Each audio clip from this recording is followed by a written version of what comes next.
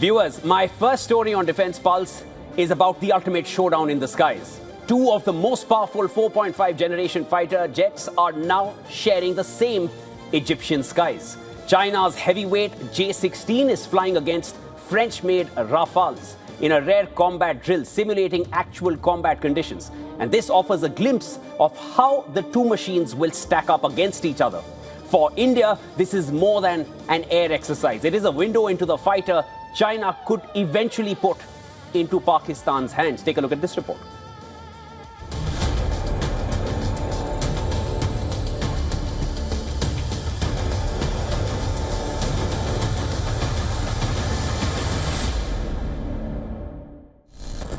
High above the Egyptian desert, the airspace is buzzing. Radar warning receivers scream, afterburners ignite, and two contrasting technologies of modern air combat push their limits to achieve total dominance. For the first time in history, the Shenyang J-16 meets the Dassault Rafale in direct operational exercises.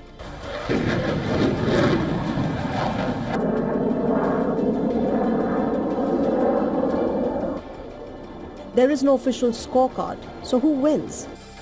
The J-16 is the bigger machine. It evolved into a twin-engine, twin-seat multi-role fighter built to carry heavy weapons, conduct long-range strikes and perform electronic warfare missions. Its biggest advantage is size and payload. The Rafale took a different path. France developed it as a compact, highly agile, multi-role fighter capable of air-to-air combat, deep strikes, reconnaissance and nuclear missions. Its strength is not sheer size.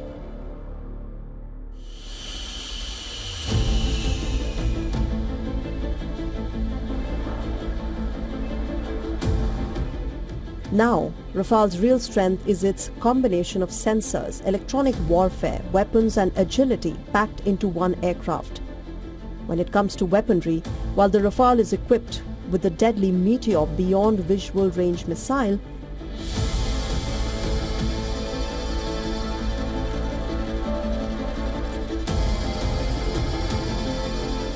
J-16, China's heavy strike Eagle, carries a massive radar, long-range PL-15 missile. And then comes the price. A J-16 costs roughly $40 to $50 million, whereas a Rafale commands well over $100 million, although exact prices vary sharply with weapons, support and configuration. The Rafale, meanwhile, has built a powerful international customer base. France, Egypt, India, Qatar, Greece, Croatia, Indonesia and the UAE operate or have ordered the fighter. The J-16 remains overwhelmingly a Chinese-operated platform. That difference matters. Who wins in a long-range electronic duel? The J-16's brute radar power makes it lethal. Yet, in a dynamic combat arena, the Rafale's low radar cross-section, superior sensor fusion and Meteor integration hand the edge to the French machine. For India, this aerial duel carries critical urgency.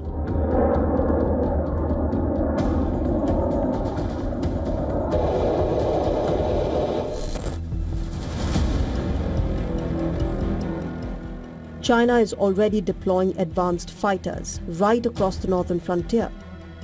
Meanwhile, Pakistan operates Chinese J-10Cs and actively eyes 5th generation J-35A stealth jets. To counter this two-front challenge, New Delhi is accelerating indigenous air power, backed by private sector initiatives, to co-develop engines for India's upcoming 5th generation fighter jet. Bureau Report, WION World is One.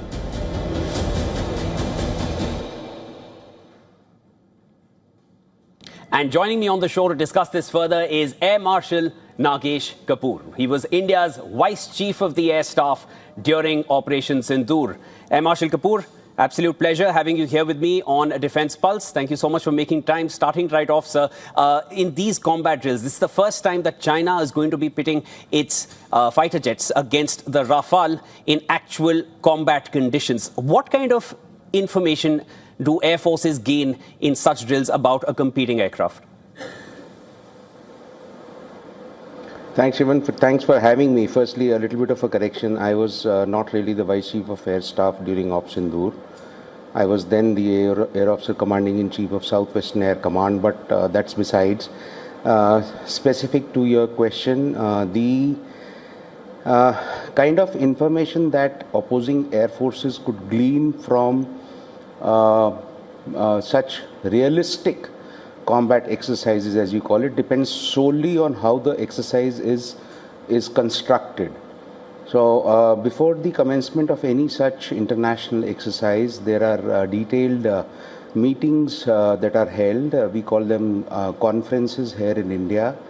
We have starting from the initial planning conference to the final planning conference, stages in which opposing team members get together and they decide on the nature of the engagement that each Air Force will have, the kind of exercises that will be flown. And allow me to tell you that most of the Air Forces, while we conduct such friendly foreign exercises with friendly foreign Air Forces, like to keep the key capabilities of any aircraft, and especially an aircraft of the generation of the Rafale, we play it very close to the chest. We do not lay out all cards in the open.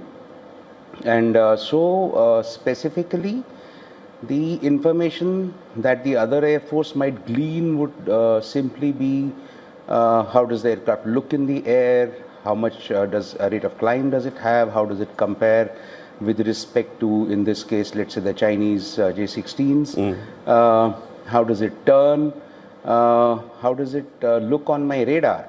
I want to see that aircraft on my radar, how does it look, does it present a picture. Even there, I would venture out to say that there are certain key capabilities that are either increased or, for example, in case you were to be doing this exercise, let us say against an aircraft which boasts of stealth capabilities, then just to make sure how much of, to mask that stealth capability, there would be measures that would be taken to increase the radar cross section so that when it is painted on the other guy's radar, it shows as a bigger blip.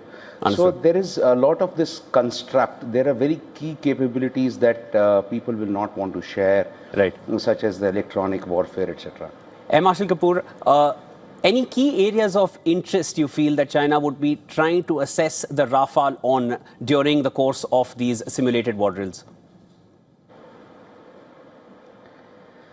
Okay, so yes, definitely. So China has a near, I won't even want to call it near peer, because the greatest threat or the most potent fighter that China can, or Chinese Air Force can envisage in the near future that they might have to counter would be the Rafale, going by the fact that India has acquired an X number already, and there are more which are likely to come into the inventory. So they would want to know exactly the exact same things that I told you. How does the Rafale look in the air? Where do I spot it? How does it look on my radar? What distance can I pick it up? I don't think they would play the electronic countermeasures or countermeasures of any one of those aircraft in such friendly exercises. So essentially, how does it perform in close combat, which gives a very good picture of the aircraft's capability. So how does it perform in close combat? These are the things that probably the Chinese aircraft, definitely the Chinese, and also, I should add that, what are the kind of maintenance practices that are followed? Are there any key choke points in that maintenance activity? Is there likelihood of that aircraft being held on the ground if, say, a system was to be disabled, and how long will it take for that aircraft to come up? So there would be people besides the pilots who would be flying or with each other in the air. There would be people on the ground from the Chinese side in the delegation who would be keenly monitoring the maintenance part of this system. What are the kind of logistics that it needs? How many times does it need to be replenished? How long can it fly without replenishment? Once replenished, can it do missions back to back, or does it need to be replenished every time? Well, those are the kind of things that they would be looking at very closely. That's key information, sir. But when China will definitely accumulate new learnings of the Rafale in these drills, how much of this information, in your appreciation, Air Marshal Kapoor, can get relayed by China to nations that it's friendly with?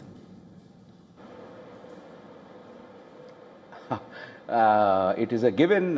They will pass on whatever information that they get out of this engagement with the Egyptian Air Force.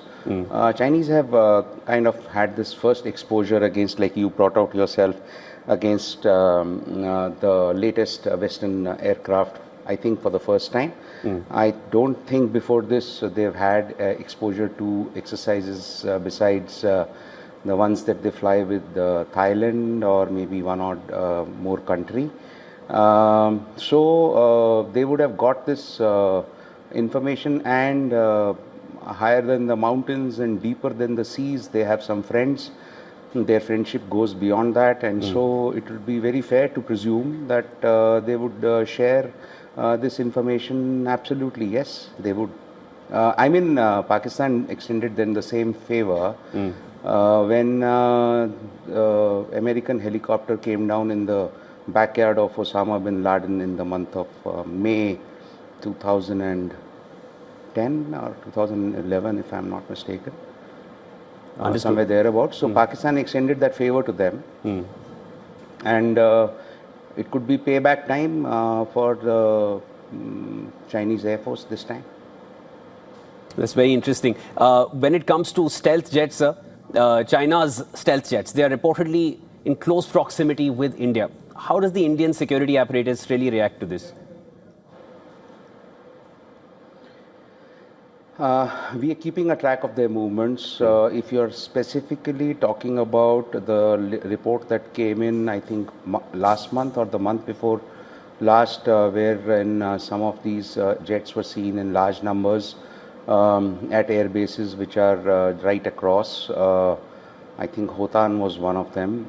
So June and July, I would like to believe, June and July are the months that it is easier to kind of operate from these bases because of the altitude at which they are located, and the ease of operations because of that, because of the weather.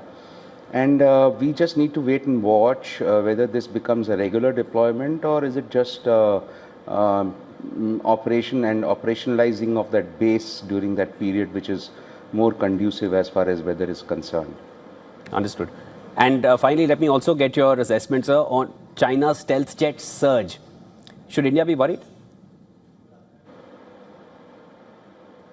Yes, we should be worried, and without a doubt we should be worried. I mean, imagine the scale at which they are producing them. Till about 2 or 3 years back, maybe they had just about 50, maybe going up to 100. The latest reports probably indicate that they may have touched a figure of 500, and by the production that the rate at which they are going, between 100 and 150 aircraft per year, they could very well touch about 1,000 by the year 2030, which is 5 years before we are likely to see. In case everything goes as per plan, we are likely to see a comparative aircraft in our inventory. Yes, Air Marshal Nagesh Kapoor. Yes, the short answer is yes. Understood, sir. Air Marshal, absolute pleasure speaking with you. Thanks so much for making time for us right here on Defence Pulse. Thank you, Shivan. Thank you very much.